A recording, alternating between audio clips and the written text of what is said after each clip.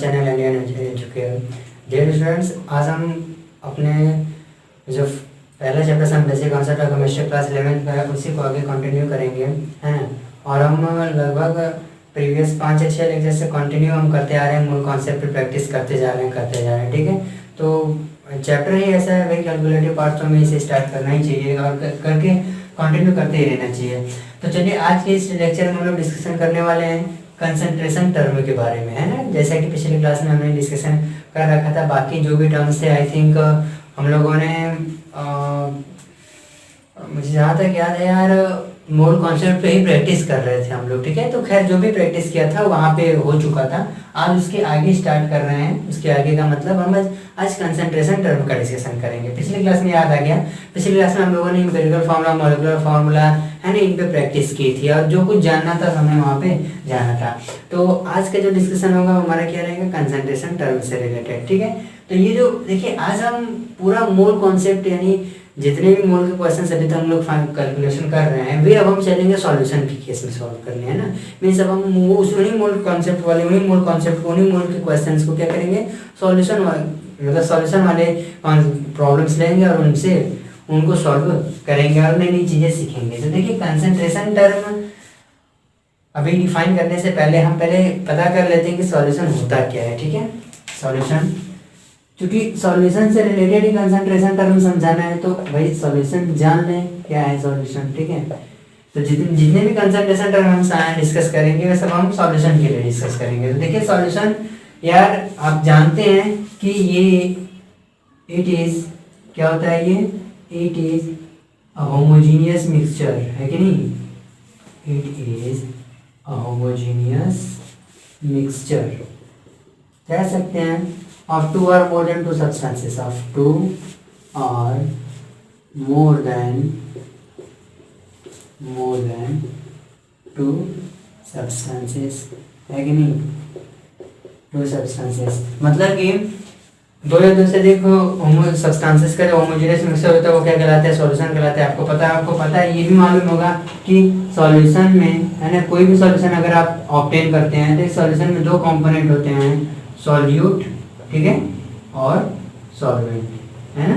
ये 2 कंपोनेंट हमेशा किसी सॉल्यूशन में प्रेजेंट रहते हैं। तो देखिए यहाँ पे बार बार हम जितने भी कंसंट्रेशन टर्म स्टडी डिस्कस करेंगे यहाँ पे, उन सारे कंसंट्रेशन टर्म में बार बार ये आने वाले हैं, सॉल्यूट सॉल्वेंट का डिस्कशन होने वाला है। तो हम इनके कॉन्सेप्ट मतलब ये क्या है ये भी यहीं पे भी क्लियर कर लेते हैं। तो देखिए सॉल्यूट और सॉल्वेंट को डिफाइन करने के लिए एक्चुअली अगर सॉल्यूट को डिफाइन करें, ठीक है, सॉल्यूट को देखो पहले तो एक एग्जांपल से समझना चाहते हैं, एग्जांपल समझ लेते हो।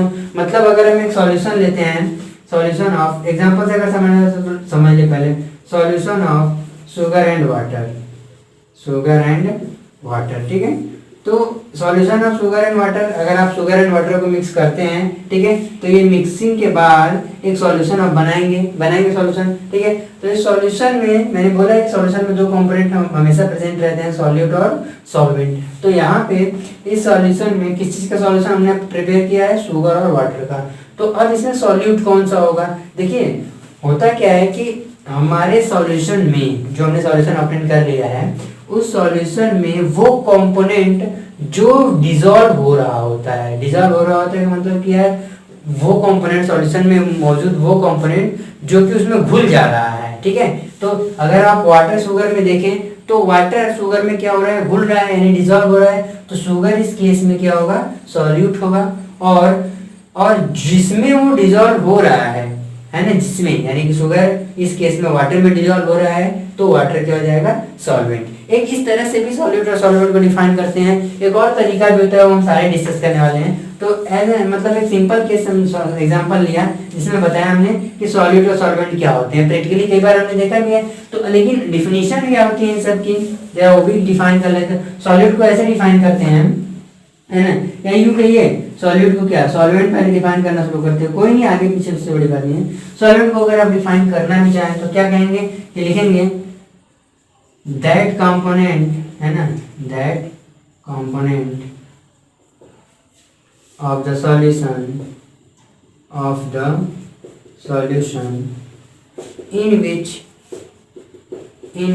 any substance, ठीक है, in which any substance get dissolved is called solvent। ठीक है, यहीं पे अगर आप सॉल्यूट को डिफाइन करें तो बोलेंगे कि दैट कंपोनेंट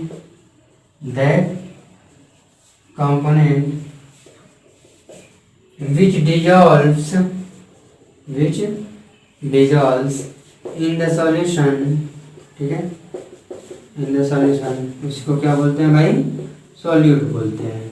तो देखो यानी भाई कि सॉल्यूशन का वह कंपोनेंट जिसमें कोई अदर सब्सटेंस घुल जाता है, डिजॉल्व हो जाता है, उस कंपोनेंट को हम क्या बोलते हैं? सॉल्वेंट। और वो कंपोनेंट जो सॉल्यूशन में डिजॉल्व हो रहा है उसको आप क्या कह रहे हैं? सॉल्यूट कह रहे हैं। तो देखिए नॉर्मल अगर आप डेली लाइफ में ढेर सारे सॉल्यूशन को अगर आप देखें तो उनमें आप इजीली पता लगा पाते हैं कि भाई सॉल्यूट कौन सा है और सॉल्वेंट कौन सा है। ठीक है, लेकिन कभी कभी क्या होता है कि अगर मान लीजिए हमने ऐसा सॉल्यूशन प्रिपेयर किया जिनमें सॉल्वेंट और सॉल्यूट का फेज क्या है? सेम है। फेज का मतलब उनका स्टेट क्या है? सेम है। जैसे हमने वाटर और शुगर का सॉल्यूशन मिक्स बनाया तो उसमें शुगर सॉल्यूट था, ठीक है, और वाटर लिक्विड था, तो आसानी से पहचान पाना हमारे लिए इजी था उनकी आइडेंटिफाई करना। लेकिन क्या हो अगर जब हमारे सॉल्यूट और सॉल्वेंट सेम फेज के हो जाए, है ना, मतलब लिक्विड भी सॉल्यूट भी लिक्विड हो जाए, सॉल्वेंट भी लिक्विड हो जाए, या दोनों गैस हो जाए, तो उस केस में क्या सॉल्यूशन हो रहा है? ठीक है, तो देखो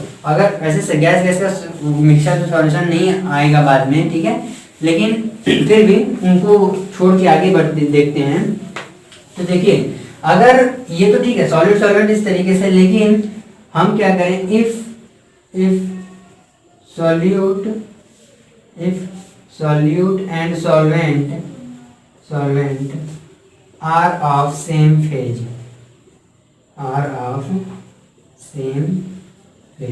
अगर मान लीजिए सॉल्यूट और सॉल्वेंट आपके सेम फेज के हो जाते हैं तो उस केस में आप कैसे डिफाइन करेंगे इनको? है ना, तो उस केस में क्या होगा कि जिसका अमाउंट आप ज्यादा अमाउंट, मतलब जिसे आप ज्यादा अमाउंट में लेंगे वो क्या कहलाएगा? सॉल्वेंट कहलाएगा।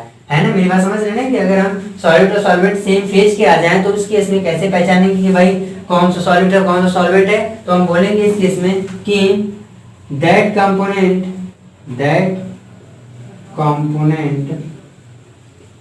which is present in greater amount, ठीक है, which is present in greater amount called, उसको क्या बोलेंगे भाई? Called solvent. समझ में आई बात? यानी और जो कम अमाउंट में मौजूद है उसको क्या बोलेंगे? सॉल्यूट। यानी कि अगर सेम फेज वाले सॉल्यूट और सॉल्वेंट आ जाते हैं तो हम क्या करेंगे? जिसका अमाउंट ज्यादा लेंगे हम, या जो कंपोनेंट ज्यादा अमाउंट में मौजूद रहेगा उसको क्या कहा जाएगा? सॉल्वेंट। जैसे मान लीजिए अल्कोहल और वाटर का मिक्सर सॉल्यूशन बनाते हैं, ठीक है, तो अब उसमें क्या है? जनरली क्या होता है? वाटर का अमाउंट ज्यादा रखा जाता है और अल्कोहल का परसेंटेज बाई वेट अगर देखें तो कम होता है। तो उस केस में अल्कोहल क्या हो जाएगा? सॉल्यूट हो जाएगा और वाटर सॉल्यूशन। जैसे इस केस में अगर हम बात करें सॉल्यूशन ऑफ, ठीक है, अल्कोहल डिजॉल्व होता है ना वाटर में, solution of alcohol and water, ठीक है। तो इस केस में देखो सॉल्यूशन तो बन रहा है, लेकिन जिन कंपोनेंट से मिलकर बनाया जा रहा है सॉल्यूशन को वे दोनों इस बार क्या है? सेम फेज के हैं, है कि नहीं? इस बार ये क्या है?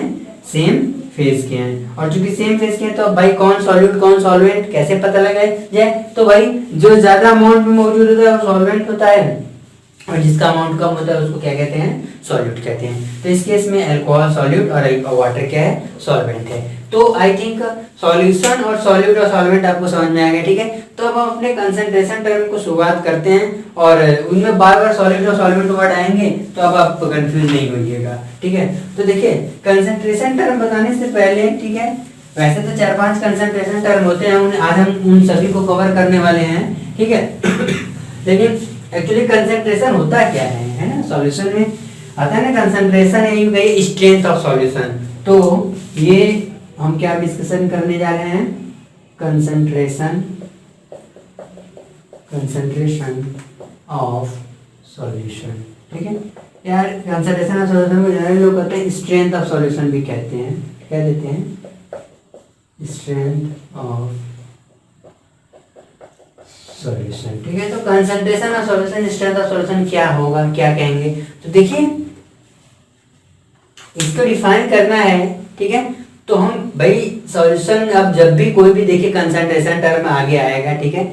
सॉल्यूशन के कंसंट्रेशन या सॉल्यूशन की स्टडी जब हम करते हैं तो 4-5 कंसंट्रेशन के टर्म में उनकी पूरी स्टडी कर रहे होते हैं, ठीक है। तो जब हम उन कंसंट्रेशन को टर्म को डिफाइन करेंगे तो उनमें बार बार सॉलिड सॉल्वेंट आएंगे, तो उन्हीं को रिस्पेक्ट लेकर के बार बार उन्हीं वर्ड्स को रिस्पेक्ट लेकर हम क्या करते हैं, डिफाइन कर रहे होते हैं। जैसे कंसंट्रेशन ऑफ सॉल्यूशन क्या होगा, होता क्या है कंसंट्रेशन ऑफ सॉल्यूशन। तो देखिए सॉल्यूशन में, ठीक है, अगर आप यूनिट वॉल्यूम का सॉल्यूशन लेते हैं, यूनिट वॉल्यूम का मतलब भाई वॉल्यूम यूनिट ले लिया है ना, लीटर में एक्चुअली वॉल्यूम मेजर कर रहे होते हैं, तो हमने वॉल्यूम को अगर हम यूनिट ले लें तो यूनिट वॉल्यूम में जितने है ना, जितने सॉल्यूट प्रेजेंट होते हैं या सॉल्यूट का जितना अमाउंट प्रेजेंट होता है उसी को कंसंट्रेशन ऑफ सॉल्यूशन कहते हैं। जैसे लिखेंगे अगर हम तो इसमें ये लिखेंगे द अमाउंट ऑफ सॉल्यूट, ठीक है,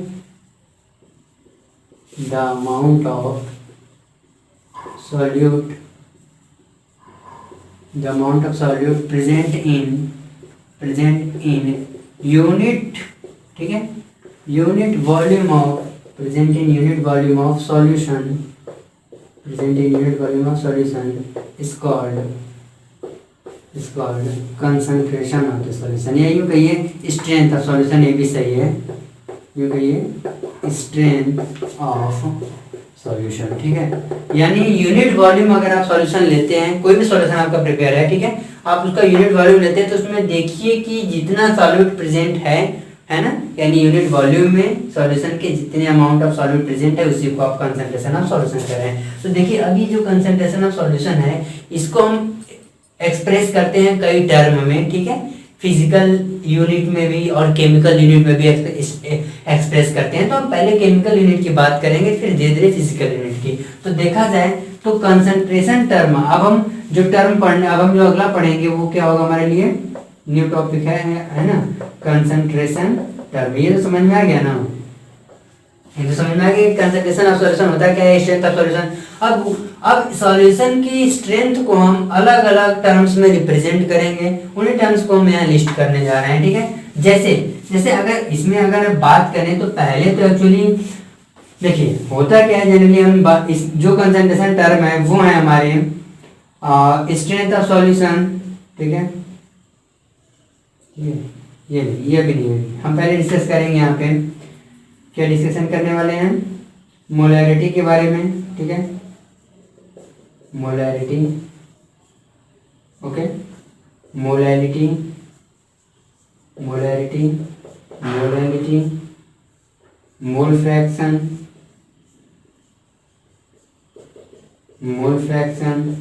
ठीक है। फिर डिस्कशन होगा हमारा परसेंटेज कैलकुलेशन, फाइनल डिस्कशन हम करेंगे पीपीएम, ठीक है। तो इनमें क्या है, इनमें ये जो स्टार्टिंग के 3 हैं, ठीक है, और बाकी ये जो है एक्चुअली ये केमिकल यूनिट पे है ना, ये एक्चुअली केमिकल यूनिट है, ठीक है। यानी कंसंट्रेशन टर्म को, ठीक है, कंसंट्रेशन टर्म को एक्सप्रेस करने के ये सारे क्या हैं, केमिकल यूनिट्स हैं। बाकी ये जो दोनों हैं, ठीक है, इनमें भी आप परसेंटेज कैलकुलेशन भी 3 होता है ना, weight by weight, wait by volume, volume by volume, ठीक है। तो आगे जब इस पे हम आएंगे तो उन तीनों को डिफाइन करेंगे। तो ये लास्ट के जो परसेंटेज कैलकुलेशन और पीपीएम यानी पार्ट्स पर मिलियन, ये वो कंसंट्रेशन टर्म है जो फिजिकल यूनिट होते हैं, ठीक है ना। कंसंट्रेशन टर्म के कैसे यूनिट्स हैं, फिजिकल यूनिट्स हैं, ओके। और फिजिकल यूनिट और केमिकल यूनिट में भी एक और आता है ना, इसमें भी एक्चुअली नॉर्मेलिटी भी आती है, आगे हम डिस्कस करेंगे। नॉर्मेलिटी के लिए एक सेपरेट वीडियो हम लेकर आएंगे, सेपरेट लेक्चर में हम इसको डिस्कस करेंगे। और साथ ही साथ इसमें हमें एक और डिस्कशन करना है ना, इसी केमिकल यूनिट में वो हमारा एक और डिस्कशन होने वाला है स्ट्रेंथ ऑफ सॉल्यूशन, ठीक है, स्ट्रेंथ ऑफ सॉल्यूशन, ठीक है, strength of solution in gram per litre, ठीक है। सॉल्यूशन के स्ट्रेंथ को अब हम क्या करेंगे, एक्सप्रेस करेंगे लेकिन ग्राम पर लीटर में। तो स्टार्ट हम इन्हीं से करने वाले हैं, strength of solution in gram per litre, okay. तो चलिए यहीं से शुरुआत करते हैं, फिर धीरे धीरे आगे बढ़ते हैं। तो धीरे धीरे आगे बढ़ते हैं तो भाई बढ़ने दीजिए, इसी रेस करते हैं। इन सारे कंसंट्रेशन टर्म के बारे में समझ में आया। अब हम इसी का डिस्कशन करने जा रहे हैं, ठीक है। तो शुरुआत करते हैं, जहां तक हमें लगता है परसेंटेज कैलकुलेशन से ही शुरुआत करते हैं, ठीक है। ये भी ठीक ही है, परसेंटेज कैलकुलेशन से डिस्कशन करना शुरू करते हैं और आगे धीरे धीरे बढ़ते हैं।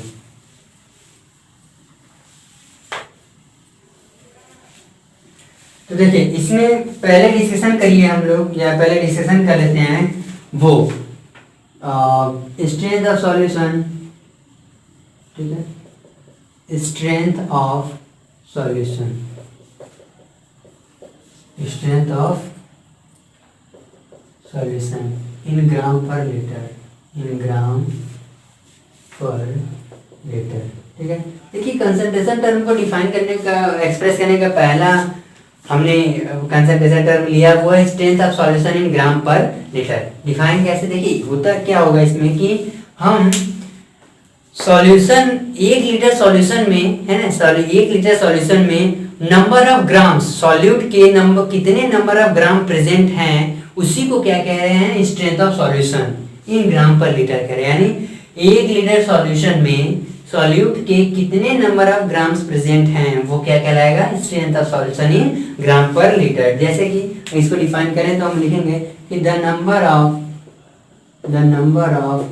ग्राम्स, ठीक है, the number of grams of solute, the number of grams of solute present in, the number of grams of solute present in 1 liter of solution, in 1 liter of solution called, इसी को क्या कहते हैं भाई, is called strength of solution in gram per liter, या यूँ कहिए strength of, ठीक है, strength of solution किसमें, ग्राम पर लीटर में। ओके, तो इतना समझ में आया कि अगर हम 1 लीटर सॉल्यूशन में जितने ग्राम ऑफ सॉल्यूट प्रेजेंट होते हैं उसी को क्या बोलते हैं, strength of solution in gram per litre. यानी यहाँ से अगर फॉर्मूला आप लिखे निकालना चाहें, फॉर्मूला निकल जाएगा स्ट्रेंथ ऑफ सॉल्यूशन, ठीक है, strength of solution gram per litre में, किसमें, ग्राम पर लीटर में। क्या होगा, यू कहिए कि number of grams of solute, number of grams of solute divided by volume of solution, volume of solution, ठीक है, वो भी किसमें, लीटर में, और ये ग्राम में। क्या इतनी बात समझ में आ गई। फॉर्मूला एक यहाँ पे है आपका, थोड़ा सा फॉर्मूला कवर हो गया, उसमें स्पेस देके लिखना चाहिए था। तो फिलहाल strength of solution gram per litre समझ में आया। चलिए, इस पे समझ में आया तो इस पे न्यूमेरिकल्स तो अभी नहीं है, इसके अब आगे डिस्कस करते हैं जो हमारा अगला है मोलैरिटी, ठीक है। हम पहले केमिकल यूनिट पे बेस्ड जितने भी कंसंट्रेशन टर्म है उन्हीं का डिस्कशन कर रहे हैं।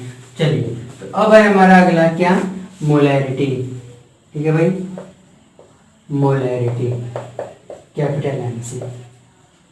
देखिए, सॉल्यूशन के 1 लीटर में जितने नंबर ऑफ ग्राम सॉल्यूट के मौजूद थे उसको हमने क्या कहा, strength of solution in gram per litre कहा। लेकिन अगर सॉल्यूशन के 1 लीटर में जितने number of moles of solute present होते हैं उसी को क्या बोलते हैं, मोलैरिटी बोलते हैं। यानी कि हम बोलेंगे द नंबर ऑफ मोल्स, ठीक है, द नंबर ऑफ मोल्स, ठीक है, of solute, the number of moles of solute present in what, in 1 litre of solution, in 1 liter of solution is called molarity। इसको क्या बोलते हैं भाई, मोलैरिटी बोलते हैं, कैपिटल एम से डिनोट करते हैं, ठीक है। यानी यहाँ से मोलैरिटी का जो फॉर्मूला बनकर के सामने आएगा, ठीक है, मोलैरिटी का फॉर्मूला बनकर के सामने आएगा नंबर ऑफ मोल्स, ठीक है, number of moles of solute divided by what, volume of solution, ठीक है, वॉल्यूम ऑफ सॉल्यूशन, इसमें लीटर में। यानी कि क्या मोलरिटी क्या है, सॉल्यूशन के 1 लीटर में जितने नंबर ऑफ मोल्स सॉल्यूट के मौजूद होते हैं उसी को क्या कहा जा रहा है, मोलरिटी कहा जा रहा है, मोलरिटी उसी को कहते हैं। तो यहाँ से अगर आप देखिए मोलरिटी के लिए अगर यूनिट की अगर बात करें तो नंबर ऑफ मोल्स की यूनिट क्या है भाई, मोल है, ओके। और सॉल्यूशन की यूनिट क्या, लीटर, तो मोल पर लीटर है ना, मोल पर लीटर भी ये किसकी यूनिट हो रही है, मोलरिटी की। बात समझ में आ रही है? तो या यूं कहिए मोल पर लीटर या मोल इनटू लीटर इनवर्स, ठीक है। तो ये किसके यूनिट्स हैं, मोलरिटी के। तो मोलरिटी क्या है, बात समझ में आ गई। हाँ देखिए ध्यान इसमें दीजिएगा कि भाई जो सॉल्यूशन का वॉल्यूम है वो लीटर में होना चाहिए। अगर इनकेस आपको मिलीलीटर में दिया है तो आप उसको कन्वर्ट कर दीजिए लीटर में, ठीक है। अगर इनके सॉल्यूशन लीटर में ना लेकर के मिलीलीटर में इंफॉर्मेशन है तो आप उसको कन्वर्ट कर दीजिए लीटर में, और वो तो हमारे लिए आसान है कन्वर्ट करना। जैसे इस पे एक क्वेश्चन लेते हैं, ठीक है। अब क्वेश्चन इसमें बनता है मोलरिटी पे पूछा जाता है मोलरिटी का। तो जैसे एक क्वेश्चन यहाँ पे दिया है इन्होंने, देखते हैं 22.6 ग्राम ऑफ सोडियम ब्रोमाइड दिया है इन्होंने कि 20.6 gram of sodium bromide is dissolved, ठीक है, is dissolved in 500 ml of water, 500 ml of water, ठीक है। वही है ना, क्या कैलकुलेट करना है, find the molarity of the solution, है ना, हमें बताना है find the molarity of solution, find the molarity of solution.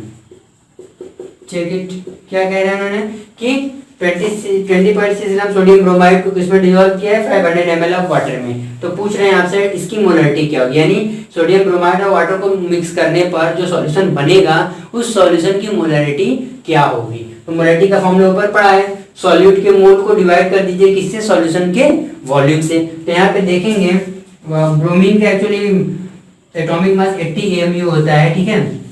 तो यहाँ पे वेट दिया हुआ है। अब अच्छा ये क्लियर हो जाए, वाटर और सोडियम ब्रोमाइड में है कौन सॉल्यूट, भाई वाटर क्या होगा, सॉल्यूशन है ना, और सोडियम ब्रोमाइड क्या है, सॉल्यूट है। तो हमें नंबर ऑफ मोल किसका चाहिए, सॉल्यूट का ना, सॉल्यूट का तो चाहिए नहीं। तो यहाँ पे हम लिखेंगे नंबर ऑफ मोल्स, ठीक है, number of moles of sodium bromide क्या हो जाएगा, गिवन वेट कितना है 20.6 whole divided by molecular weight, sodium का होता है 23, ठीक है, प्लस इसका होता है ब्रोमाइड का, ब्रोमीन का 80, तो हो जाएगा 103। अगर आप डिवाइड करेंगे तो आंसर आएगा 0.2 मोल, ठीक है। यानी यहाँ पे जो हमने सॉल्यूट लिया है उसके कितने मोल मिले, 0.2 मोल मिले या 0.2 मोल मिले।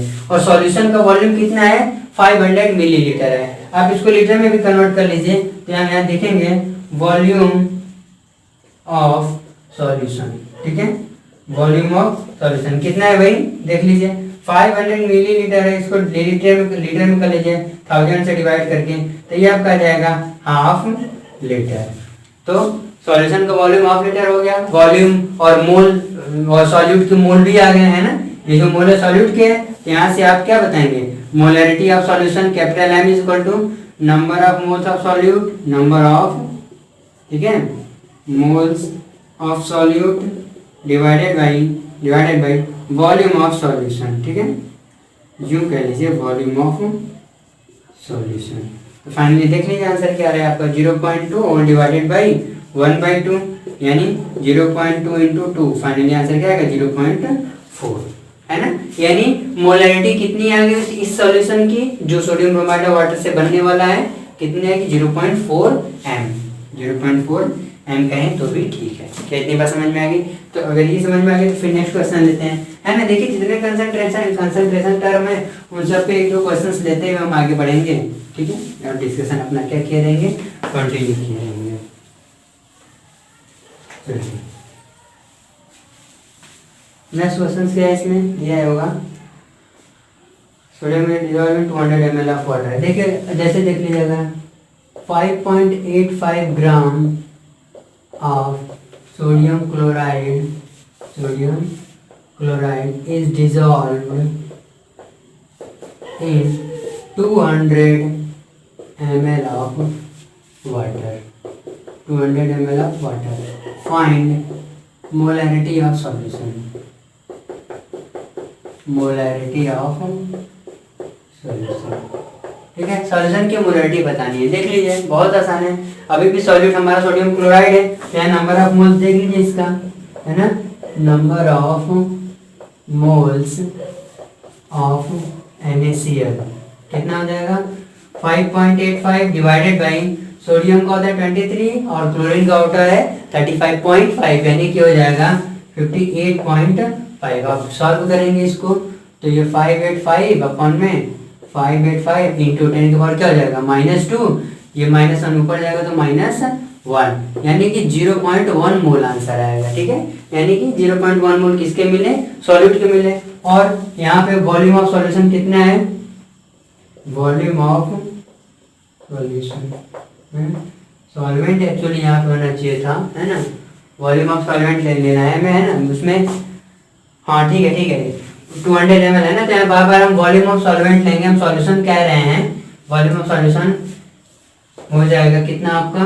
200 इंटू 1/1000, यानी क्या आ जाएगा 1 कितना आ जाएगा 5, है ना, 1/5 लीटर। तो बताइए यहाँ से मोलैरिटी क्या आ जाएगा, given volume sorry number of mole of solute 0.1 divided by 1/5, यानी 0.5 मोल सॉरी मोल पर लीटर, है ना, 0.5 मोल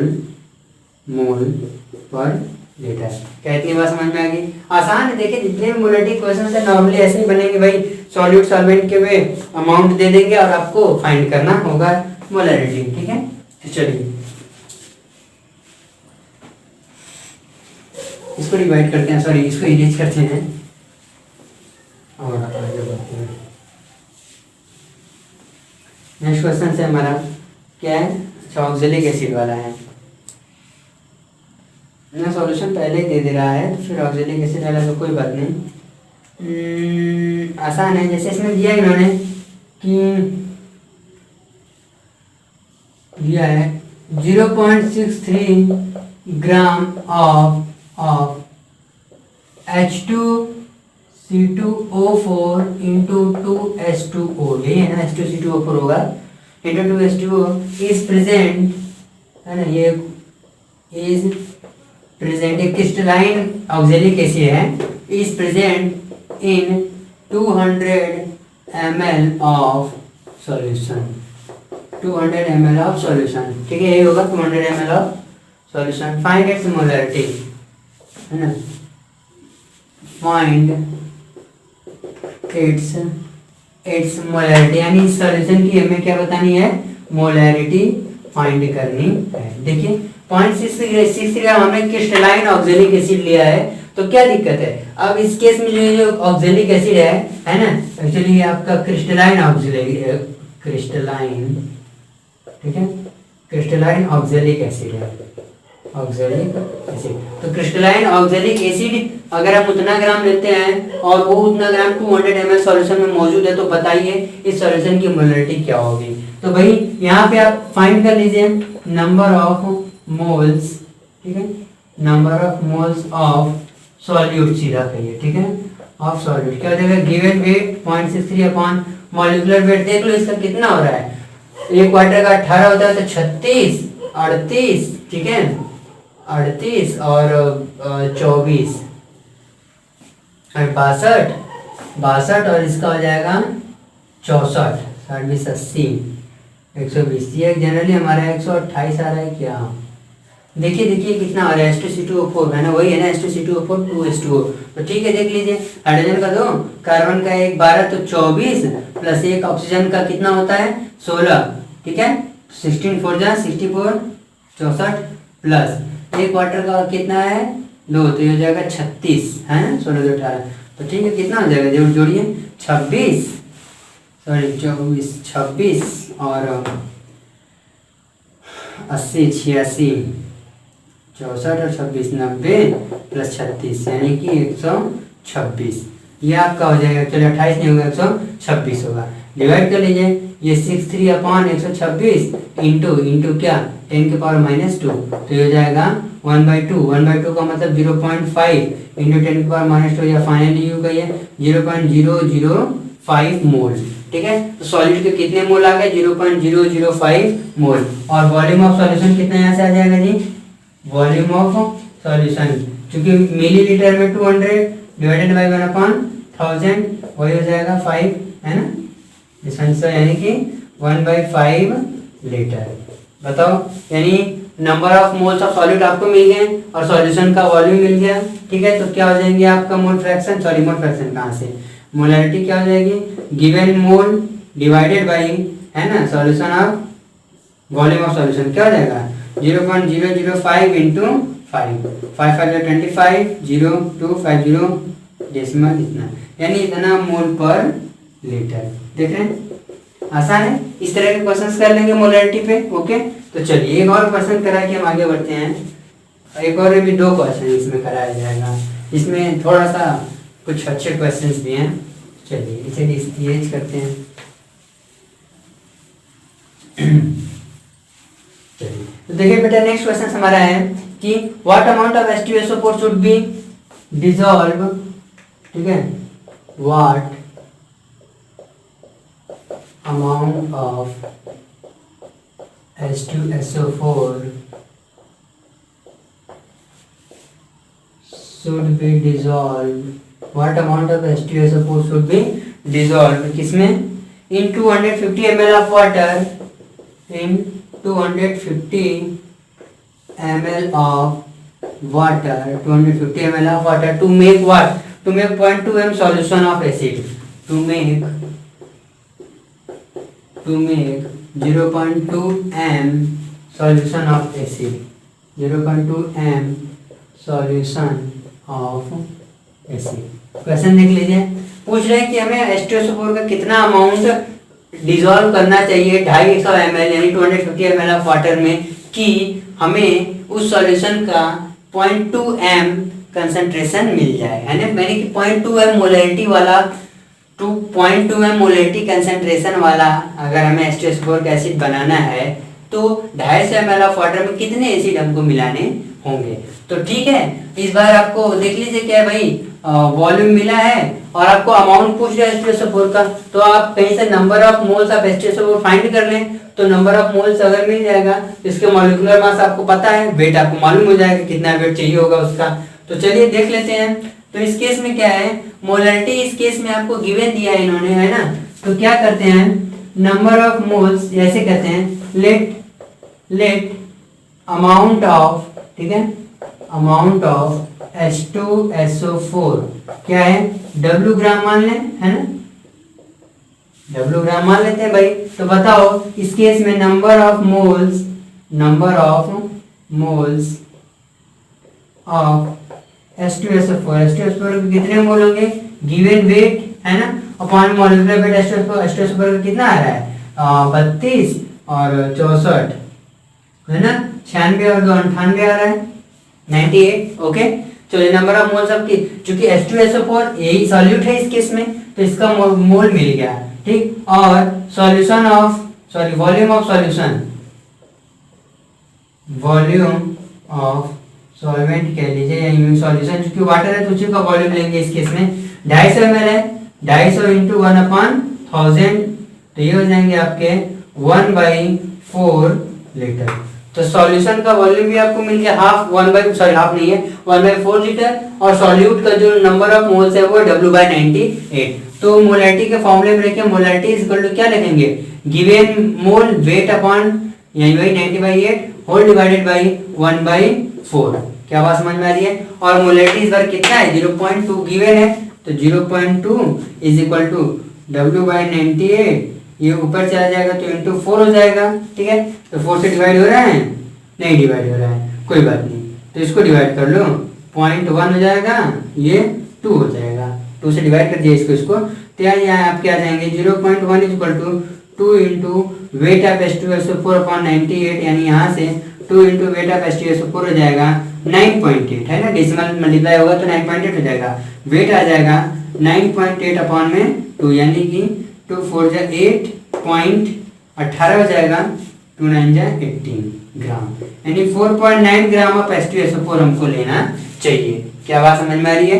फिर से देख लीजिए, हमें H2SO4 इस केस में कितना चाहिए, 4.9 ग्राम अगर हम H2SO4 लेते हैं तो उससे हम 0.2 ml कंसेंट्रेशन वाला 0.2 मोलरिटी कंसेंट्रेशन वाला सॉल्यूशन हम प्रिपेयर कर पाएंगे। तो हो गया इतना ना। चलिए ये भी हो गया, इस टाइप का क्वेश्चन भी हमने करा है मोलरिटी वगैरह पे, तो इसको इरेज करते हैं और फिर आगे बढ़ते हैं, थोड़ा फास्ट करते हैं। चलो बेटा, अब नेक्स्ट डिस्कशन कर रहे हैं हम अगले क्वेश्चंस का, जो है क्या, find the number of H plus sulphate ion in the 100 ml of M/20. अच्छा क्वेश्चन है। Find the number of H plus and sulfate ion. Find the number of H plus and sulfate ion in the 100 ml of M/24 H2SO4 ions in the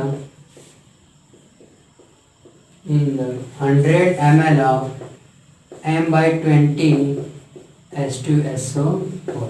यानी समझ में आप देखिए क्या है, हमें पूछ रहे हैं कि 100 ml ऑफ M/20 H2SO4 में कितने नंबर ऑफ H प्लस और सल्फेट आयन होंगे। तो देखो यहाँ 100 ml का मतलब सॉल्यूशन का वॉल्यूम दे दिया है, मोलरिटी आपको गिवन है, पढ़ेंगे तो खुद क्लियर हो जाएगा। मोलरिटी और सॉल्यूशन का वॉल्यूम दोनों गिवन है। आप यहाँ से क्या करिए, पहले H2SO4 के नंबर ऑफ मोल काउंट कर लीजिए और देख लीजिए, आसानी से आपको H plus ion sulphate ion मिल जाएंगे ना। तो अच्छा क्वेश्चन है, देखो कैसे होगा। तो इस केस में क्या करेंगे, पहले कैलकुलेट करते हैं मोल, उस H2SO4 का मोल कैलकुलेट करते हैं। तो नंबर ऑफ मोल्स, ठीक है, number of moles of H2SO4 क्या हो जाएगा भाई, गिवन मान लो W वेट है उसका, है ना। अच्छा वेट नहीं दिया इस केस में ना, वेट आ जाएगा, वेट पहले निकाल लें। वेट निकालने की क्या जरूरत है, नंबर ऑफ मोल्स निकालने के लिए, अच्छा यहाँ से वेट आ जाएगा तो ठीक है, आ जाएगा, कोई परेशान नहीं जल्दी। पहले क्या करते हैं, मोलरिटी वाले फार्मूले से, ठीक है, मोलरिटी वाले इंफॉर्मेशन से हम इतना पहले पता लगा लेंगे कितना H2SO4 उसमें मौजूद है, जिसके करस्पॉन्डिंग मोल मिल जाएगा। फिर हम H2SO4 के मॉलिक्यूल फाइंड कर लेंगे, फिर आगे का प्रोसेस अभी बताते हैं। तो मोल क्या होगा, W/98 होगा, ओके। और वॉल्यूम ऑफ सॉल्यूशन कितना है दिया है उसमें ना, वॉल्यूम ऑफ यहाँ होगा, वॉल्यूम ऑफ सॉल्यूशन देख लीजिए कितना है भाई, 100 ml है, 100 ml मतलब 1/1000, तो डिवाइड कर दीजिए 1/10 लीटर। क्या वॉल्यूम ऑफ सॉल्यूशन समझ में आया। चलो अच्छा, अब यहाँ पे मोलरिटी का फॉर्मूला डायरेक्ट रखो, क्या हो जाएगा, number of mole of solute, इस केस में सॉल्यूट H2SO4 है, तो W/98 total divided by what, 1/10। और मोलरिटी इस केस में कितनी है, M/20 है, तो रखिए यहाँ से। तो ये अच्छा M/20 है ना, ठीक है, कोई नहीं। M/20 का मतलब आप सिंपली यही रखेंगे, 1/20 रखेंगे, ठीक है। 1/20 इज इक्वल टू W/98, ठीक है, इंटू 10 अपॉन समथिंग, जो कुछ भी। तो कुछ डिवाइड हो रहा है, नहीं कुछ नहीं डिवाइड हो रहा है, ठीक है, कुछ नहीं डिवाइड हो रहा है तो कोई बात नहीं। यहाँ से 10 of W is equal to आ जाएगा 98/20, ठीक है, 98 उधर चला जाएगा, यानी W आ जाएगा 98/20 इंटू 10। बस समझ में आ रही है, यानी वेट ऑफ H2SO4 हो जाएगा आपका 98/2 इंटू 10 के पावर 1 2 -2, या यू कहिए आपका हो जाएगा 49, यानी 0.49 ग्राम। H2SO4 कितना मिल गया आपको, 0.49 ग्राम। अब इस वेट की मदद से आप मोल निकाल लीजिए H2SO4 का। तो देखिए अब इसके बाद का आगे का कैलकुलेशन इधर कर रहे हैं। यहाँ से क्या हो जाएगा, नंबर ऑफ मोल्स, ऐसे लिखिए small n of H2SO4, number of moles of H2SO4 क्या हो जाएगा, गिवन वेट है 0.49 अपॉन में 98, कैलकुलेशन करेंगे आप तो हो जाएगा 1/2, है ना, 1/2 इंटू 10 की पावर -2, यानी कि 1/2 का मतलब 0.5, 0.5 का मतलब 0.5 था ना, 3 डेसिमल हो जाएगा 0.05। कैलकुलेशन आप करेंगे ना तो नंबर ऑफ मोल्स H2SO4 के कितने आएंगे, 0.005 मोल आएंगे। अच्छा ये H2SO4 के मोल आए तो नंबर ऑफ मॉलिक्यूल कितना आ जाएगा, number of molecules, number of molecules, ठीक है। या यूं कहिए कि ऐसे रहने दीजिए, ऐसे रहने ये, या यूं कहिए कि H2SO4 के एक मोल में हाइड्रोजन के कितने एटम हैं, 2 मोल है। H2SO4 के 1 मोल में हाइड्रोजन के 2 मोल है, सल्फर के 1 मोल है, ऑक्सीजन के 4 मोल है, या ऐसे कहिए कि देखिए ना 1 मोल ऑफ H2SO4 के 1 मोल में 2 मोल किसके हैं, हाइड्रोजन के, प्लस 1 मोल सल्फेट के हैं, है कि नहीं, बात समझ में आ रही है। तो 1 मोल में 2 मोल हाइड्रोजन के हैं, तो इतने में कितना रहेगा नहीं पता कर लेंगे। तो देखिए इसको मैं अरेंज कर रहा हूँ, यहाँ पे लिखेंगे number of moles of hydrogen in 0.005 mole of H2SO4। तो 1 मोल में H2SO4 के 1 मोल में 2 मोल हाइड्रोजन होते हैं, तो इतने में कितने हो जाएंगे 2 × 0.005। बात समझ में आ रही होगी आपको, यानी कैलकुलेशन कर लीजिए, 2 × 5 = 10, कैरी 1 0.0 मोल, यानी इतने मोल किसके है हाइड्रोजन, यानी number of moles of hydrogen कितना गया 0.010। क्या मेरी बात समझ में आ रही है? हाँ, हाइड्रोजन के मोल आ गए। और सल्फेट के कितने मोल आएंगे, सल्फेट के निकालो, number of moles of SO4। तो 1 मोल H2SO4 में सल्फेट के 1 मोल थे, तो 0.05 में कितने होंगे 1 × 0.005, या यूं कहिए 0.005। क्या बात समझ में आ रही है? 0.005। तो हम हाइड्रोजन के भी मोल निकाल लिए और सल्फेट के भी मोल निकाल लिए। हमसे पूछ क्या रहा है, इनकी संख्या पूछ रहा है ना। हाँ, तो एक बात बताओ, अगर 1 मोल, अच्छा इसमें देखो यहाँ हाइड्रोजन के 1 मोल आए हैं, है ना, तो मतलब हाइड्रोजन के इतने मोल आए हैं। आपको पता है हाइड्रोजन का अगर आप एक मॉलिक्यूल लेते हैं तो उसमें कितने एटम होते हैं, 2 हाइड्रोजन के एटम होते हैं, है ना। तो यहाँ से क्या करिए, पहले कितने हाइड्रोजन मॉलिक्यूल की संख्या है वो निकाल लीजिए। क्वेश्चन थोड़ा लंबा हो गया लेकिन अच्छा था। क्या इतना समझ में आया ना? तो number of hydrogen, number of moles of hydrogen और number of moles of sulphate हमने निकाल लिया है। अब इसके आगे हम चलेंगे, बाकी इरेज कर रहे हैं, है ना। बाकी इंफॉर्मेशन हमें दे रहे थे, हमने इंफॉर्मेशन से क्या किया, इन सबको कैलकुलेट किया और आज हाइड्रोजन और सल्फेट के मोल्स को कैलकुलेट करके हम रखे हैं। अब इन्हीं की मदद से पता है क्या निकालेंगे, अब इन्हीं की हेल्प से हाइड्रोजन की संख्या H+ आयन की संख्या फाइंड आउट करेंगे और सल्फेट आयन की संख्या फाइंड आउट करेंगे, मतलब हाइड्रोजन एटम की संख्या फाइंड आउट करेंगे, है ना। या यूं कहिए कि इसके 1 मोल में 2 H+ आयन है और 1 सल्फेट आयन है, ठीक है। तो उन्हीं की संख्या पूछ रहा है ना, तो हो तो गया जी। एक मिनट रुको, 1 मिनट रुक जाओ। यहाँ पे 1 मोल में इतने और इतने, ठीक है, तो इतने मोल में इतने और 1 मोल की संख्या आपको देखिए, थोड़ा डिस्कशन हो रहा है अजीब सा, है ना। रुक जाइए, हम यहाँ से जो कैलकुलेशन करने जा रहे हैं वो हम हाइड्रोजन और सल्फेट के एटम की संख्या हम निकाल देंगे। हमको एटम की संख्या नहीं निकालना है, हमको H+ आयन की संख्या बतानी है और सल्फेट आयन की संख्या बतानी है।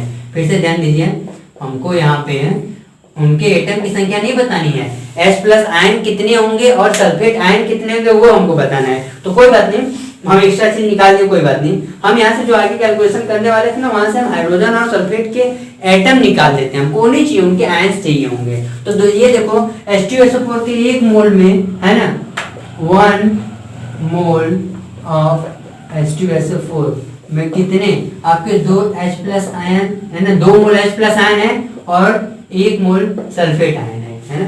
इसके 1 मोल H2SO4 में 2 मोल H2H+ आयन है ना, 2 मोल की कौन से आयन है, H+ आयन, और 1 मोल सल्फेट आयन है, ठीक है। तो तुम्हारे यहाँ पे ये अभी तुमने फाइंड किया था H2SO4 का मोल कितना आया था, H2SO4 के कितने मोल आपने फाइंड किए थे, 0.005 मोल फाइंड किए थे ना।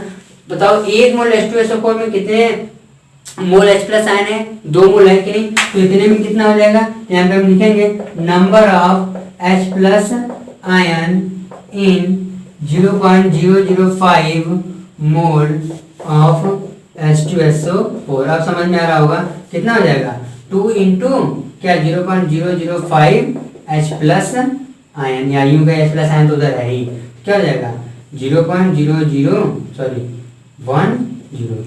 ओके, ये इतने मोल आए है ना, इतने मोल आए, लेकिन संख्या पूछ रहा है। तो हमें बताया संख्या पूछने के लिए क्या लिखेंगे, n0 से मल्टीप्लाई करेंगे, तो number of H+ ion, number of H+ ion कितना हो जाएगा 0.010 इंटू 10 के पावर 20 सॉरी इंटू 6.022 इंटू 10⁻23। यार एक मोल में कितनी संख्या होती है? नॉट संख्या होती है। तो यहाँ 0.005 मोल H2SO4 में कितने मोल H प्लस आयन आए हैं? 0.010 मोल H प्लस आयन आए हैं। हाँ, और एक मोल कितनी संख्या शो करता है? इतनी। तो हम देख ले रहे हैं कि भाई इतने मोल के करस्पॉन्डिंग कितने H प्लस आयन हैं। तो कितना आ जाएगा? कैलकुलेशन कर लीजिए। 1 2 तो 6.022 इंटू 10 के पावर 1 2 3 यानी कि हो जाएगा 20। तो H प्लस आयन इतने हैं। उसी तरीके से सल्फेट आयन कैलकुलेट कर लेंगे। चलिए, मुझे उम्मीद है हो जाएगा आप लोग से। तो इसे अब हम इरेज करते हैं। क्वेश्चन ठीक था, थोड़ा लंबा था, तो कुछ किया नहीं हमने। मोलरिटी वाले फॉर्मूले से पहले हमने क्या किया कि ये पता लगा लिया कि H2SO4 के कितने वेट उसमें यूज किए गए हैं। फिर उस वेट के करस्पॉन्डिंग मोल फाइंड किया और हमने देखा कि H2SO4 के एक मोल में 2 मोल H प्लस आयन है और 1 मोल सल्फेट के आयन है। तो उसी वे में हमने सारा कैलकुलेशन कर लिया। आप नंबर ऑफ सल्फेट आयन भी यहाँ से काउंट कर लीजिएगा, ठीक है, नंबर ऑफ सल्फेट आयन। चलिए इसे रीच करते हैं। तो अब अगला टर्म है हमारा मोलरिटी। बड़ा लंबा समय हो गया। मोलरिटी के बाद है मोलैरिटी, ठीक है। अब नेक्स्ट टर्म हमारा है क्या है? अच्छा, मोलैरिटी में एक चीज ध्यान दीजिएगा। मोलैरिटी में पर कोई नहीं, अगला हमारा क्या है? मोलैरिटी। मोलैरिटी जिसको हम स्मॉल एम से डिनोट करते हैं। इसकी क्या डिफिनेशन होगी? देखिए, मोलरिटी में क्या था कि सॉल्यूशन के 1 लीटर में जितने नंबर ऑफ मोल्स सॉल्यूट के थे वो मोलरिटी कहलाती थी, ठीक। लेकिन मोलरिटी में क्या होगा? 1 kg सॉल्वेंट में जितने नंबर ऑफ मोल्स आप 1 kg सॉल्वेंट में, यहाँ पे अब केजी में आ जाएगा, ठीक है। 1 kg सॉल्वेंट में जितने नंबर ऑफ मोल्स आपके मिल जाएंगे, किसके? मोलर, उसके सॉल्यूट के, तो उसको क्या बोल देंगे? मोलरिटी। मोलर सॉल्यूशन नहीं है, मोलरिटी नंबर ऑफ मोल्स, वही चीजें हैं। तो लिखेंगे द नंबर ऑफ मोल्स, है ना, द डिफाइन कर रहे हैं अभी, the number of moles of solute, the number of moles of solute present in, the number of moles of solute present in 1 kg of what? Solvent, present in 1 kg of solvent called, क्या बोलते हैं उसको? Called molality of the solution। क्या बोलते हैं भाई? molality of the solution। क्या बात समझ में आ रही है? यानी यहाँ से मोलैलिटी ऑफ द सॉल्यूशन का फॉर्मूला क्या बन जाएगा? मोलैलिटी, ठीक है। क्या बन जाएगा? Number of moles of solute, number of moles of solute upon में है ना, solvent, mass of solvent, mass of solvent, ठीक है। किसमें? केजी में। देखिए लगभग वैसे मोलैलिटी जैसा ही मिलता जुलता है। बस यहाँ पे क्या है कि वहां पे मोलैलिटी के केस में सॉल्यूशन का वॉल्यूम लिया जा रहा था लीटर में, ठीक है। और यहाँ पे अब क्या होगा? सॉल्वेंट का मास लिया जाएगा केजी में। देखिए होगा क्या, वहां पे जैसे सॉल्यूशन का वॉल्यूम लीटर में था तो एमएल में भी आता था, हम क्या करते थे? एमएल को लीटर में कन्वर्ट कर देते हैं। ये सेम भी अगर कहीं आपको मास, सॉल्वेंट का मास अगर इस केस में ग्राम वगैरह में दिया है या मिलीग्राम में, तो आप उसको किसमें कन्वर्ट कर लीजिए? केजी में कन्वर्ट करके अपने कैलकुलेशन को वैसे ही कंटिन्यू किया जाए। तो सॉल्यूशन फॉर्मूले में इतना ही था।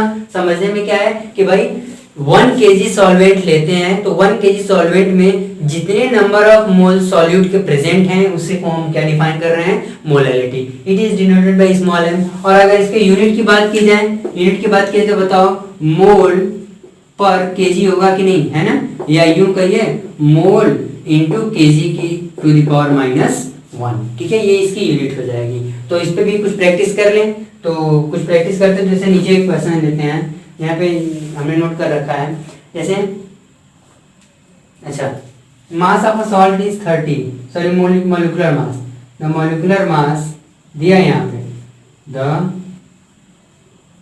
Molecular mass of a salt is 30, it is dissolving 3 gram of salt is dissolved। अच्छा, if 3 gram of salt, ठीक है, सामने आ रहा है, 3 gram of salt is dissolved in 250 gram of dissolved in 250 gram of water। वही है क्या? ठीक है। 250 gram of water. Find the molality of the solution. Find the molality of the solution. देख रहे हैं तो क्या है भाई, कोई सॉल्ट है, उसका मोलिकुलर मास को आपको गिवन है और उसका मास भी गिवन है, 3 ग्राम सॉल्ट है, उसको किसमें डिसॉल्व करें, 250 ग्राम वाटर में. तो मोलैलिटी सॉल्यूशन की आपसे पूछ रहे हैं. तो देख लीजिए भाई, मोलैलिटी का फॉर्मूला आपके सामने मौजूद है. Number of mole of solute, solute के मोल आप निकाल, यहाँ पे सॉल्यूट कौन है, वो सॉल्ट है. तो सॉल्ट का वेट आपको दिया है, यहाँ पे मास के ये 3 ग्राम, मोलिकुलर मास भी आपको दिया 30. तो मोल आ जाएगा आपको नंबर ऑफ मोल्स. ठीक है, number of moles of solute या यूं कहिए सॉल्ट. कितना आ जाएगा, given mass upon molecular mass, यानी कि 1/10 या यूं कहिए 0.1 मोल सॉल्यूट किया गया. और बताइए मास ऑफ सॉल्वेंट कितना है, मास ऑफ सॉल्वेंट अगर आप देखें वाटर का मास यहाँ पे 250 ग्राम है. ग्राम को केजी में बदल लो 1000 से डिवाइड करके. ठीक है, दिया जाएगा 1/4 kg. तो अगर आप यहाँ से देखेंगे तो मोलैरिटी है ना, सॉरी मोलैलिटी स्मॉल m क्या आ जाएगा, number of mole of solute 0.1 whole divided by है ना मास ऑफ सॉल्वेंट यानी 1/4 kg. या यूं कहिए 0.1 into 4.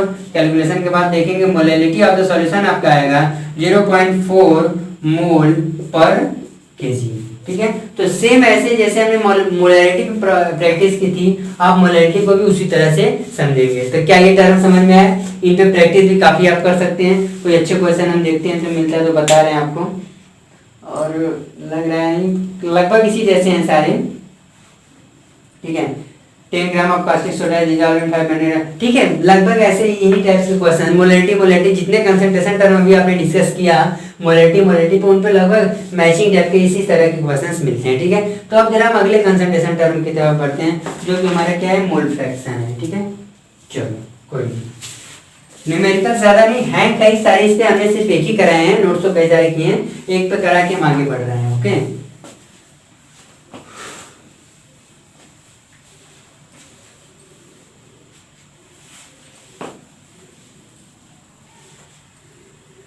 चलिए क्या है हमारा मोल फ्रैक्शन. अगला जो भी हमारा कंसंट्रेशन टर्म है वो क्या है, mole fraction.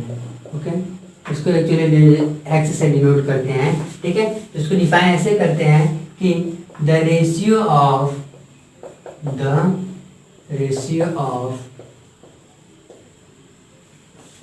Number of moles of solute. ठीक है, of solute or solvent, the ratio of number of moles of solute or solvent present in solution to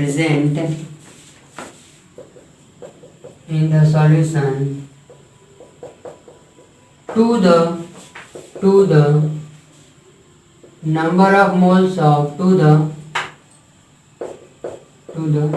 total number of moles of solution, total number of moles of solution, total number of moles of solution is called,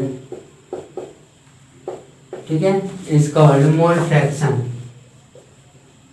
mole fraction.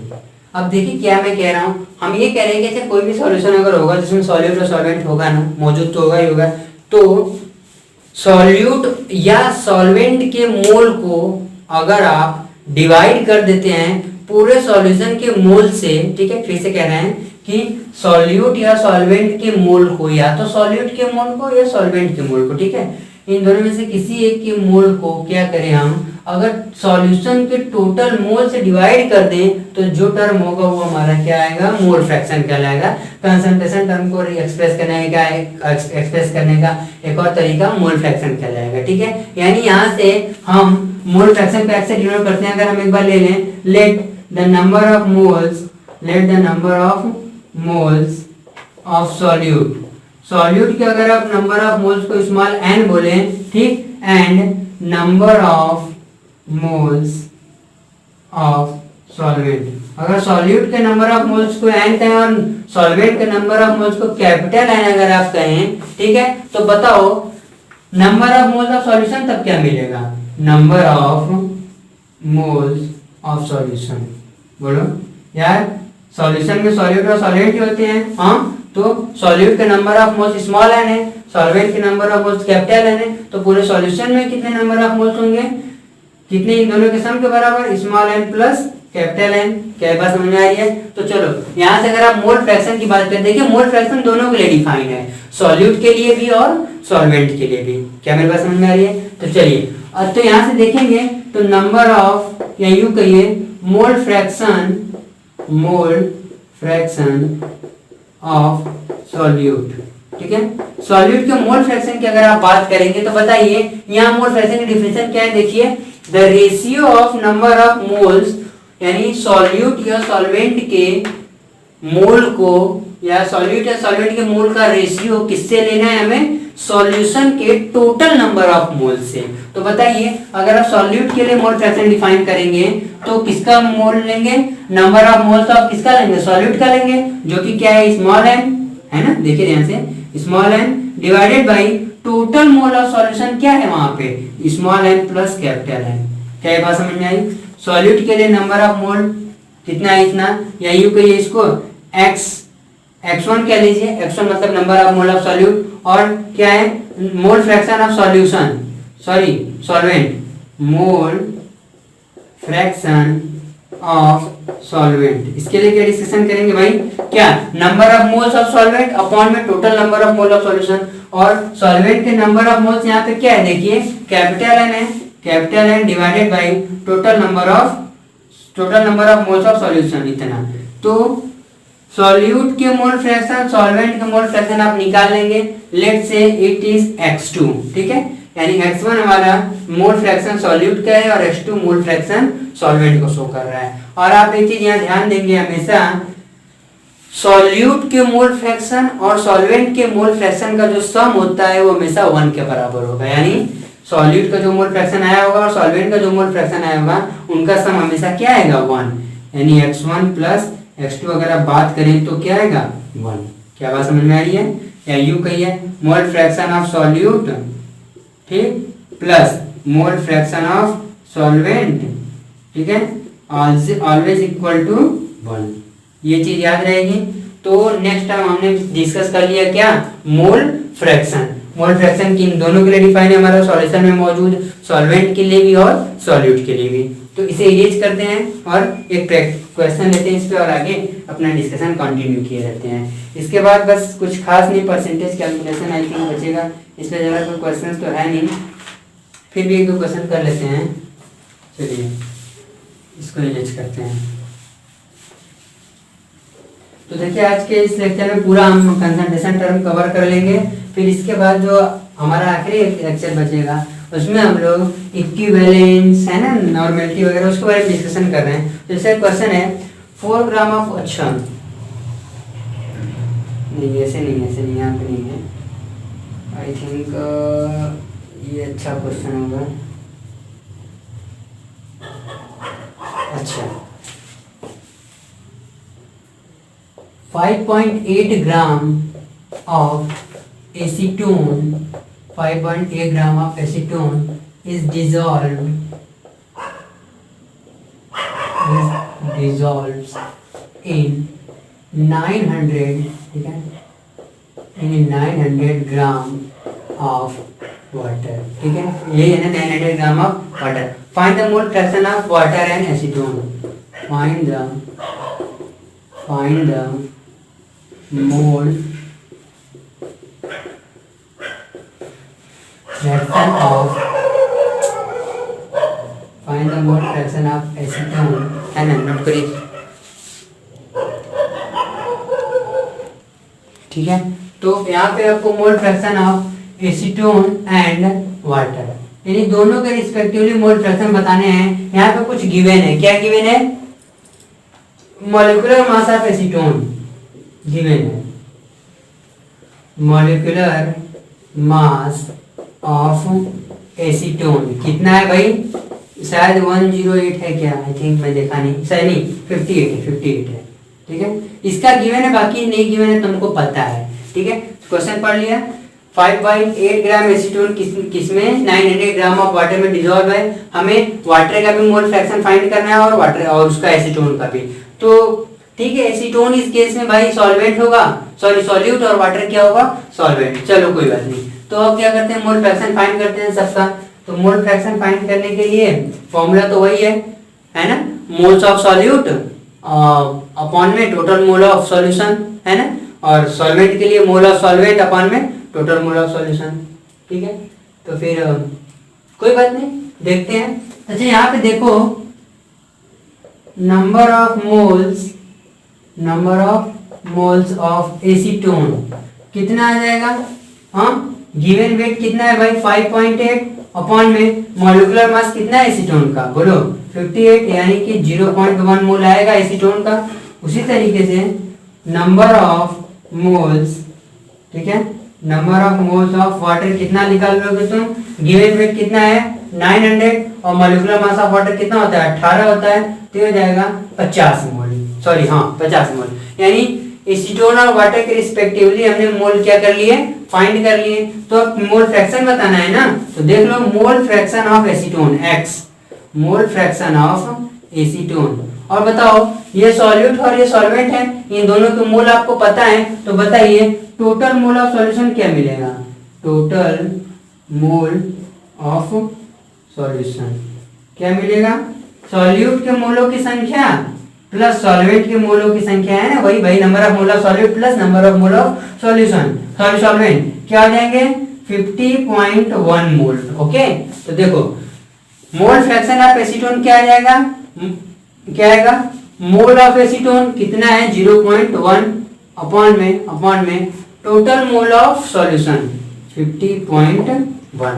ठीक है, कितनी बार समझ में आई, divide कर लीजिए इसको, ये आपका 1/5 501 इंटू 10 की पावर 1 10 का -1 10 का -1 0 1/5501 शायद समथिंग इतना ही होने वाला है। ठीक है, कोई नहीं, इसको आप कैलकुलेशन में उन्होंने आंसर नहीं दिया है, आप इसी पे छोड़ सकते हैं। और मोल फ्रैक्शन ऑफ वाटर आप कितना देख लेंगे 50 है ना, अपॉन में 50.1, ये यू कहिए 50 अपॉन में 501 इंटू 10, या यू कहिए 500 अपॉन में 501। कैलकुलेशन कर लीजिएगा, आपको क्या मिलेगा, आंसर मिल जाएगा। देखो यहाँ पे इन दोनों के मोल फ्रैक्शन का सम हमेशा 1 आएगा भी, चाहे तुम सम करके देख सकते हो। Acetone plus mole fraction of water क्या हो जाएगा 1/501 प्लस 500 अपॉन 501। ठीक है, कैलकुलेशन करोगे तो 501 ये हो जाएगा 1 प्लस 500 यानी 501 डिवाइडेड बाई 501, आंसर क्या आएगा 1। यानी हमेशा सॉल्यूट और सॉल्वेंट के मोल फ्रैक्शन का सम क्या आएगा 1 के बराबर आएगा। तो मोल फ्रैक्शन पे क्वेश्चन समझ में आया, इस पे एक और दूसरा क्वेश्चन लेते हैं, फिर आगे बढ़ते हैं। इस तरह से क्वेश्चन आएंगे मोल फ्रैक्शन के, भाई अलग अलग सॉलिड सॉल्वेंट लेंगे, उनको मिक्स करेंगे, सॉल्यूशन प्रिपेयर करेंगे, फिर उस सॉल्यूशन में मौजूद अलग अलग सॉल्यूट और सॉल्वेंट का क्या से फाइंड कराएंगे, मोल फ्रैक्शन। आगे लिखते हैं, आगे क्वेश्चन लेते हैं, फिर इसके बाद हमारा बचता है 3 कंसंट्रेशन टर्म, मुझे बहुत जल्दी से डिफाइन करना पड़ेगा, बहुत तेजी से में आगे बढ़ना पड़ेगा, फॉर्मूले को उसको रखेंगे। तो जैसे यहाँ पे क्वेश्चन हुआ है कि the solution of urea by weight is 6%। ठीक है, ये अच्छा क्वेश्चन है, देख लेते हैं। द सॉल्यूशन ऑफ, ठीक है, the solution of urea is by weight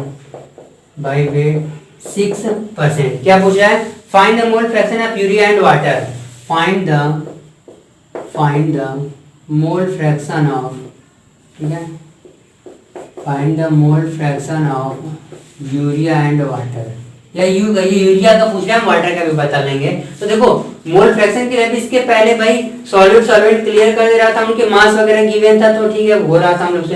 क्योंकि इस बार 6% बाई वेट दे दिया है, तो ठीक है बाई वेट इसको समझ लेते हैं, अभी हम आगे पढ़ेंगे। अभी इसके ठीक तुरंत बाद हम concentration term by weight by volume volume by volume discuss करने वाले हैं। फिलहाल यहाँ क्या करिए, 6% बाई वेट दिया है, यानी यूरिया जो है सॉल्यूशन के 6% बाई वेट के बराबर उसका मास इस बार गिवन है। तो देखो यहाँ पे हम अगर हम पूरा लेट 100% ऑफ सॉल्यूशन मानते हैं, सॉल्यूशन को अगर हम 100% मानते हैं, तो बताइए उस सॉल्यूशन में यूरिया भी होगा वाटर भी होगा, तो 6% कितना है यूरिया, तो यहाँ पे मास ऑफ यूरिया कितना आ जाएगा, मास ऑफ यूरिया देखेंगे तो 6 ग्राम मिलेगा, ठीक है। हाँ, मास ऑफ यूरिया 6 ग्राम। तो बताओ मास ऑफ द वाटर क्या मिलेगा यार, पूरे सॉल्यूशन का मास अगर आप 100 ग्राम अज्यूम कर ले रहे हैं तो उसमें 6% बाई वेट अगर यूरिया है तो यूरिया कितना होगा एग्जैक्टली 6 ग्राम, और मास ऑफ वाटर कितना होगा इस केस में 100 माइनस 6 यानी कि 94 ग्राम। क्या इतनी बात समझ में आ गई? हाँ, यानी इसकी मदद से हमने क्या किया, जो हमारे सॉल्यूट थे और जो सॉल्वेंट थे उनके मास को हमने फाइंड कर लिया। अब क्या करेंगे, अब number of moles of urea निकाल लेंगे, ठीक है। क्या आ जाएगा 6 अपॉन यूरिया का केमिकल फॉर्मूला होता है NH2CONH2, ठीक है। यूरिया का केमिकल फॉर्मूला है, मॉलिक्यूलर मास कैलकुलेट कर लो 14 14 28 28 और 4 32 32 और 16 48 48 और 2 12 16, ठीक है। यानी 1/10 मोल आपके कितने किसके आएंगे यूरिया के, और नंबर ऑफ मोल्स ऑफ किसके वाटर के तो जानते हो, गिवन वेट है 94 अपॉन में 18, देख लो 18% 90.40 36, ठीक है। 5.22 मोल ऐसे ही बढ़ता जाएगा। और बताओ ये तुम्हारे सॉल्यूट के मोल थे, सॉल्वेंट के मोल थे, सॉल्यूशन के टोटल मोल कितने आ जाएंगे, हाँ, टोटल मोल्स ऑफ सॉल्यूशन कितना हो जाएगा इन दोनों के सम के बराबर, यानी 1/10 देखोगे तो तुम आएगा 0.1 प्लस 5.22, ओके। अब अगर ऐड करेंगे तो 5 ये आपका हो जाएगा 5.32 मोल सॉल्यूशन का होगा, है ना। यानी ये पूरे सॉल्यूशन का मोल है, इतना सॉल्यूट का मोल है और इतना सॉल्वेंट का मोल है। तो मोल फ्रैक्शन पूछ रहा है, तो मोल fraction of urea, x of urea क्या हो जाएगा, मोल है यूरिया के कितने 0.1, ठीक है 0.1। टोटल सॉल्यूशन का मोल कितना है 5.32। कैलकुलेशन करेंगे 1/532, ओके। 10 की पावर -2 है आपका, 10 हो जाएगा ऊपर, है ना, -1 और -2 पड़ जाएगा 10। और मोल फ्रैक्शन ऑफ वाटर भी यहाँ से निकाल लो, कितना है 5.22 अपॉन में 5.32 यानी कि 522 अपॉन 532, ठीक है। तो इस तरह से मोल फ्रैक्शन पे आप प्रैक्टिस करते रहिएगा। अब हम अगले अपने कंसंट्रेशन टर्म की तरफ बढ़ रहे हैं जो कि परसेंटेज कैलकुलेशन है, ठीक है, तो उसका डिस्कशन कर लेते हैं।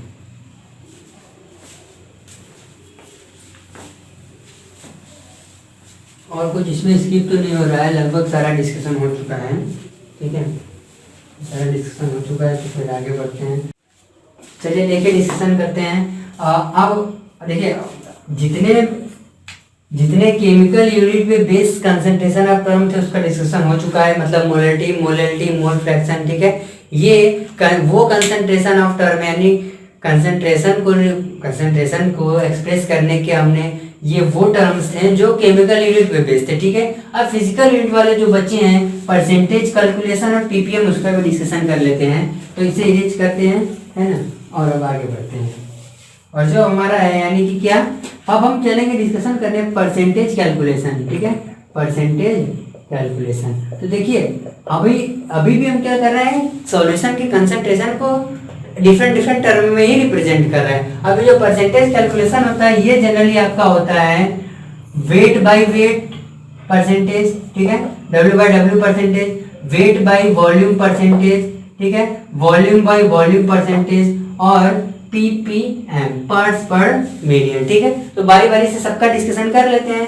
तो चलो बारी बारी से सबका डिस्कशन करने की बारी है, तो देखते हैं। तो देखिए इसमें अगर आप देखेंगे तो पहला हम बात करते हैं percentage weight by weight, percentage weight by weight, ठीक है, परसेंटेज वेट बाय वेट यानी W बाय W। तो इसमें ये क्या है, एक्चुअली ये डिफाइन हो रहा है mass of solute, mass of solute present in 100 gram of solvent, ठीक है। यानी सॉल्वेंट के 100 ग्राम में जितने ग्राम सॉल्यूट प्रेजेंट है वो क्या कहलाएगा, परसेंटेज वेट बाय वेट उसको बोलेंगे, ठीक है, उस सॉल्यूशन के या जो भी वहां पे बनेगा। तो यहाँ पे हम परसेंटेज W/W का फॉर्मूला अप्लाई करेंगे तो क्या मिलेगा, मास ऑफ सॉल्यूट, ठीक है, मास ऑफ सॉल्यूट अपॉन में, ये किसमें है, ये ग्राम में है, ओके, और mass of solvent, mass of solvent ये भी क्या है, ग्राम में, इंटू 100। ये फॉर्मूला ध्यान रखेंगे, ठीक है। परसेंटेज W/W का फॉर्मूला कि क्या है, 100 ग्राम सॉल्वेंट में जितने ग्राम सॉल्यूट मौजूद होंगे, है ना, उनका रेशियो इंटू 100 करेंगे तो हमें W/W मिलेगा। अच्छा, इसका इन्फॉर्मेशन ऐसे था, जैसे एग्जाम्पल मैं दिखाऊं, कहीं देता है कि 10% W/W सॉल्यूशन ऑफ NaCl। इसका क्या मतलब है ना, 10% W/W सॉल्यूशन ऑफ NaCl का क्या मतलब है, तो यहाँ पे हम ये कहेंगे, it means 10 gram of sodium chloride, ठीक है, 10 gram of sodium chloride is present in किसमें, 100 ग्राम ऑफ वाटर।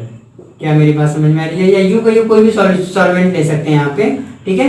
तो इसका क्या मतलब हुआ, 10% W/W सॉल्यूशन ऑफ NaCl का मतलब 10 ग्राम सोडियम क्लोराइड किसमें मौजूद है, 100 ग्राम ऑफ वाटर में। क्या इतनी बात समझ में आई। तो वेट बाय वेट में कुछ खास नहीं है, बस ये जानना है इस तरीके से, और ये कहीं क्वेश्चन में मीनिंग लिखा रहेगा, मतलब ऐसा लिखा रहेगा तो हम उसकी मीनिंग क्या होगी वो निकाल सकते हैं। क्या होगी उसकी मीनिंग, 10 ग्राम सोडियम क्लोराइड मौजूद है 100 ग्राम ऑफ वाटर में।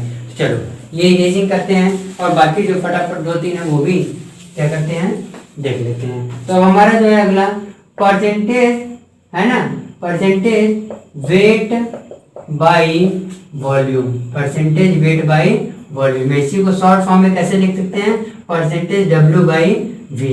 ये क्या है, यहाँ पे हम ये कहेंगे, इसको डिफाइन करेंगे, mass of solute present in पर 100 ml ऑफ सॉल्वेंट, पर 100 ml ऑफ सॉल्वेंट, है ना। यानी अब 100 ml सॉल्वेंट में जितना सॉल्यूट का मास होगा वो क्या डिफाइन करेगा, परसेंटेज वेट बाय वॉल्यूम, ठीक है। यहाँ पे अगर पहले क्या था कि 100 ग्राम सॉल्वेंट में जितना मास ऑफ सॉल्यूट था वो था परसेंटेज वेट बाय वेट, लेकिन अब 100 ml ऑफ सॉल्वेंट में जितना मास ऑफ सॉल्यूट होगा वो परसेंटेज वेट बाय वॉल्यूम। यानी यहाँ से हम परसेंटेज वेट बाय वॉल्यूम के लिए अगर फॉर्मूला डिफाइन करेंगे क्या मिलेगा, मास ऑफ सॉल्यूट, ठीक है, मास ऑफ सॉल्यूट किसमें, ग्राम में, अपॉन में वॉल्यूम ऑफ सॉल्वेंट, क्या है, वॉल्यूम ऑफ सॉल्वेंट, ठीक है, किसमें भाई, ml में, इंटू 100। ये फॉर्मूला ध्यान रखेंगे, ठीक है। हाँ, अब इससे इंफॉर्मेशन कैसे मिलेंगे, मान लो हम कर रहे हैं 0.5% W/V सॉल्यूशन ऑफ ग्लूकोज, ठीक है, सॉल्यूशन ऑफ ग्लूकोज। अब इसका क्या मतलब है, इसका मतलब है it means 0.5 gram glucose, 0.5 gram glucose is present, है ना, इज प्रेजेंट इन क्या, इन 100 ml ऑफ सॉल्वेंट। क्या मेरी बात समझ में आ रही है, यानी सॉल्वेंट के 100 ml में कितना ग्लूकोज प्रेजेंट है, 0.5 ग्राम। तो वेट बाय वॉल्यूम या परसेंटेज वेट बाय वॉल्यूम या परसेंटेज W/V क्या है, समझ में आ गया। चलो इतना समझ आएगा तो इसे भी इरेज करते हैं, ठीक, और सबकी मीनिंग भी हम जानते हुए चल रहे हैं। चलो अब हमारा अगला है क्या है, परसेंटेज वॉल्यूम बाय वॉल्यूम, ठीक है, percentage volume by volume. In short अगर आप इसको लिखेंगे इसी को है तो परसेंटेज V/V। क्या डिफाइन करेंगे, हम लिखेंगे कि amount of solute present in, ये भी वही है, 100 ml ऑफ सॉल्वेंट, है ना, 100 ml ऑफ सॉल्वेंट। यानी यहाँ पे अब मास नहीं कह रहे हैं, अब सॉल्यूट का कितना ml 100 ml ऑफ सॉल्वेंट में मौजूद है। अभी तक तो 100 अभी तक तो हम सॉलिड के मास को कर रहे थे, वेट ले रहे थे, लेकिन अब हम सॉलिड के वॉल्यूम की बात करेंगे, लिक्विड वाले हो गए। तो इस केस में परसेंटेज V/V जो आएगा वो आ जाएगा वॉल्यूम ऑफ सॉल्यूट, ठीक है, वॉल्यूम ऑफ सॉल्यूट मान लीजिए ml में कह रहे हैं, okay, divided by volume of solvent, ठीक है, वो भी ml में इंटू 100। ये फॉर्मूला ध्यान रखेंगे, बिल्कुल ध्यान रखिएगा। अगर इस पर मैं कहूँ एग्जाम्पल, अगर लेंगे example 25% V/V solution of C2H5 ethyl alcohol है ना, मान लो हम एथिल एल्कोहल का 25% V/V लेते, तो इसका क्या मतलब होगा, इट मीन्स, इसका मीनिंग देख लीजिए, it means 25 ml of ethyl alcohol is present, ठीक है, is present in 75 ml of water, ठीक है। तो अगर 25% V/V solution of ethyl alcohol या समथिंग लिखा होगा तो उसका मतलब क्या समझेंगे कि उसमें 25 ml वो पर्टिकुलर जो सब्सटेंस होगा वो होगा, और बाकी 100 में से माइनस करने पर जो आएगा वो क्या रहेगा, वाटर रहेगा, ठीक है। तो परसेंटेज कैलकुलेशन के लिए जो तीन थे, परसेंटेज वेट बाय वेट, ठीक है, परसेंटेज वेट बाय वॉल्यूम और परसेंटेज वॉल्यूम बाय वॉल्यूम, आपके सामने हमने एक्सप्रेस किया, फॉर्मूला उनके लिए लिखा, और उनके नीचे सबके एक एग्जांपल सेट किया कि भाई ऐसा होगा तो उसका मीनिंग क्या निकलेगा। क्या इतना समझ में आ गया, ठीक है। तो एक हमारा पार्ट्स पर मिलियन बचा, यही से आज हमारा कंसंट्रेशन टर्म पूरा कंप्लीट हो जाएगा, ताकि अब हम नेक्स्ट क्लास में डिस्कस करेंगे वे हमारा रहेगा नॉर्मेलिटी और इक्विवेलेंस से रिलेटेड, और वही लास्ट लेक्चर होना चाहिए, और होगा भी, लगभग सारे टॉपिक्स कवर हो चुके हैं। तो अब एक बचा हमारा ppm है, यानी पार्ट्स पर मिलियन। देखिए पार्ट्स पर मिलियन का सिंपल मतलब है, इसके एक्चुअली 3-4 फॉर्मूले चलते हैं, है ना। ये भी कंसंट्रेशन को डिफाइन करने का एक टर्म होता है। तो हम क्या करेंगे, यहाँ पे लिखेंगे स्ट्रेंथ, किसी भी सॉल्यूशन की स्ट्रेंथ ppm में, स्ट्रेंथ ऑफ सॉल्यूशन, ठीक है, स्ट्रेंथ ऑफ सॉल्यूशन किसमें, इन ppm। तो क्या आता है, मास ऑफ सॉल्यूट, ठीक है, mass of solute divided by mass of solvent into 10⁶, यानी यहाँ पे 1 लाख में है ना, एक या 10 देख लीजिएगा, 10⁶ लाख में आप कह सकते हैं में जितने पार्ट्स पर मिलियन है ना, यानी 1 मिलियन में जितने मास ऑफ सॉल्यूट मौजूद होंगे, सॉल्वेंट के 1 मिलियन में जितने मास ऑफ सॉल्यूट मौजूद होंगे उसको क्या बोलेंगे, स्ट्रेंथ ऑफ सॉल्यूशन तो बोलेंगे, लेकिन ppm में बोलेंगे, ठीक है। यही पे देखिए ppm के सिर्फ मास ऑफ सॉल्यूट नहीं, कई और फॉर्मूले होते हैं। अगर ये स्ट्रेंथ ऑफ सॉल्यूशन, ठीक है, ये तो ppm के केस में था, ppm के केस में स्ट्रेंथ ऑफ सॉल्यूशन ऐसे और भी मिलते हैं। स्ट्रेंथ ऑफ सॉल्यूशन के और भी कई फॉर्मूले आपको मिलेंगे यहाँ पे, स्ट्रेंथ ऑफ सॉल्यूशन, ठीक है, वो भी किसमें, ppm में ही, वो भी क्या होंगे यहाँ पे, वॉल्यूम ऑफ सॉल्यूट, ठीक है, वॉल्यूम ऑफ सॉल्यूट मिलीलीटर में divided by volume of solvent, ठीक है, वॉल्यूम ऑफ सॉल्वेंट वो भी किसमें, मिलीलीटर में, इंटू 10⁶, ठीक है। एक ये भी फॉर्मूला आपको मिलेगा, भूलिएगा नहीं, ठीक है। और इसी के नीचे एक और स्ट्रेंथ ऑफ सॉल्यूशन का फॉर्मूला मिल जाता है, ठीक है, स्ट्रेंथ ऑफ सॉल्यूशन किसमें, ppm में। क्या मिलेगा भाई, number of moles of solute, number of moles of solute, ठीक है, अपॉन में number of moles of solvent, number of moles of solvent into 10⁶। क्या इतनी बात समझ में आई। तो ये हमारा पार्ट्स पर मिलियन में ये जो 3 अलग अलग हमारे स्ट्रेंथ ऑफ सॉल्यूशन मिले, मास के करस्पॉन्डिंग, वॉल्यूम के करस्पॉन्डिंग और नंबर ऑफ मोल्स के करस्पॉन्डिंग। क्या इतनी समझ में आ गई बातें, ठीक है। तो अब देखिए आज तक की क्लास में हम इतना ही डिस्कस कर रहे हैं, है ना, कंप्लीट होता है आज का लेक्चर। अब जो नेक्स्ट लेक्चर हम लोग डिस्कस करेंगे वो हमारा होगा नॉर्मेलिटी और equivalence and number of equivalence से रिलेटेड, ठीक है। तो कंटिन्यू लगे रहिए हम लोग के साथ, बाकी लेक्चर्स को भी कंटिन्यू वॉच करिए, जैसा भी फुल कंसंट्रेशन से अगर पूरे टॉपिक को समझना है तो। चलिए अब नेक्स्ट क्लास में मिलते हैं।